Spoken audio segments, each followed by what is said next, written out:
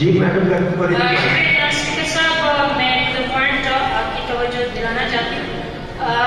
ابھی پچھلے دنوں ہمارے ایکس فاٹا کے عبدالسلام صاحب کو شہید کیا گیا۔ ہماری حکومت سے گزارش ہے کہ اس کو جس بے دردی سے شہید کیا گیا اس کی قاتلوں کو جلد از جلد کے حق کردار تک پہنچانے کے لیے اقدامات کیے جائے، کیونکہ ہم اس کو عزیز اللہ صاحب شہید ہوئے، نعیم اللہ صاحب شہید ہوئے، ہم اس کو خراج عقیدت پیش کرتے ہیں، کیونکہ یہ ہمارے جماعت کے اساسات ہیں، اس ملک کے اساسات ہیں۔ سیاست کے لیے انہوں نے قربانیاں دی ہیں، اس ملک کے لیے قربانیاں دی ہیں۔